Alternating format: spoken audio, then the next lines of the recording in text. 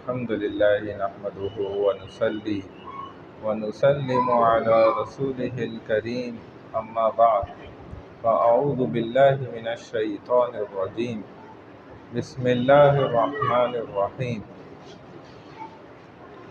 اچھے اخلاق یہ انسان کو بڑی تیزی کے ساتھ اونچے درجات دلانے کا باعث بن سے۔ اچھے اخلاق رسول اللہ صلی اللہ علیہ وسلم نے ایک واقعہ بیان فرمایا کہ قیامت کے روز ایک انسان، اس کے جو ترازو ہوگا اعمال نامے کا، وہ کبھی سیدھا ترازو جھک رہا ہوگا تو کبھی الٹا ترازو جھکے گا، اور وہ اس کشمکش میں رہے گا کہ گھبراہٹ میں پتہ نہیں میں کامیاب ہوں گا یا ناکام ہو جاؤں گا۔ اور اسی دوران کہتے ہیں ایک سفید بادل اڑتا ہوا آئے گا اور اس کے سیدھے ترازو کے اندر بیٹھ جائے گا، اور اس بادل کے بیٹھتے ہی وہ ترازو سیدھی جانب کا جھک جائے گا وزن کی وجہ سے۔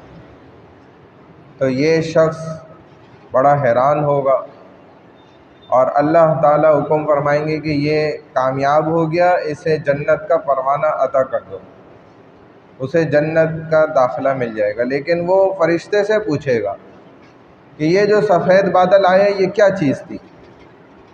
تو وہ کہے گا، بتلائے گا کہ یہ تمہارے اچھے اخلاق تھے۔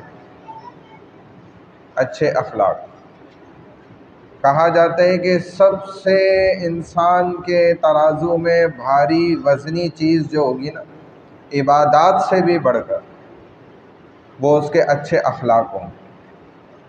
اور یہی وجہ ہے کہ دنیا میں اخلاق سب سے کم ہے، بہترین اخلاق، اچھے اخلاق، کہ جس زبان سے مٹھاس نکلنا شروع ہو جائے تو یہ دلوں کو محبت پیدا کرنے کا ذریعہ بنا دیتا ہے۔ اسی لیے جو اخلاق کا راستہ ہے نا، اس پر کوئی ٹریفک نہیں ہے، یہ خالی پڑا ہوا ہے۔ اور جتنی عبادات کے راستے ہیں اور اشارے ہیں ان تمام پر بڑا رش ہے، لیکن یہ اخلاق کا راستہ خالی پڑا ہوا ہے۔ بہترین اور اچھے اخلاق صرف گھر سے باہر نہیں بلکہ گھر کے اندر بھی۔ چنانچہ حضرت علقمہ رضی اللہ تعالیٰ عنہ ایک صحابی ہیں، ان کے گھر والوں نے جب جا کے حضور علیہ والسلام کو بتلایا کہ کلمہ نہیں پڑھ لے، آخری وقت ہے، اور نبی علیہ والسلام دوڑے ہوئے آئے اور پہنچتے ہی کہا کہ کلمہ پڑھو، پڑھایا۔ وہ کہہ رہے ہیں کہ یا رسول اللہ نہیں پڑھا جاتا، تو انہوں نے فوراً کہا کہ اس کے والدین میں کون زندہ ہے؟ پتہ چلا ماں ہے، تو والدہ کو بلوایا اور کہا کہ کیا تم اپنے بیٹے سے، بچے سے ناراض ہو؟ تو اس نے کہا ہاں، مجھے اس کے دین کا تو کوئی مسئلہ نہیں ہے، بہت نیک ہے، صالح ہے، تہجد گزار ہے، لیکن جب میرے سے بات کرتا ہے تو بڑے روکھے انداز میں اور تنگ کر دیتا ہے، یعنی سینہ جلا دینے والا زبان۔ تو یہ زبان تھوڑی ہے، تو ناگن ہو، ناگن کا کام یہ ہوتا ہے ڈستے رہنا۔ تو بہرحال نبی علیہ السلام نے فرمایا کہ معاف کر دو، تو کہا میرا دل نہیں چاہتا۔ فرمایا اگر میں اس کو آگ لگاؤں تو تم سفارش پھر کرو گی؟ کہا کہ ہاں سفارش تو کروں گی، آپ کو روکوں گی، منع کروں گی۔ تو فرمایا کہ یہ مرتے ہی اللہ کی آگ میں جلے گا، حالانکہ صحابی ہیں، کلمہ پڑھانے والے نبی ہیں، محمد الرسول اللہ صلی اللہ علیہ وسلم ہیں، لیکن کلمہ نہیں نکل رہا۔ یہ ہے برے اخلاق کا نتیجہ۔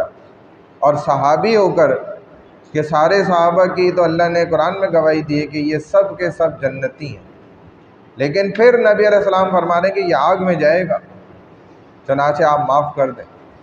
تو پھر کہتے ہیں انہوں نے اللہ کی رضا کے لیے معاف کیا، اور ادھر رسول اللہ صلی اللہ علیہ وسلم نے فرمایا کہ علقمہ آپ کلمہ پڑھو، تو انہوں نے کلمہ پڑھا اور ادھر جان نکل گئی۔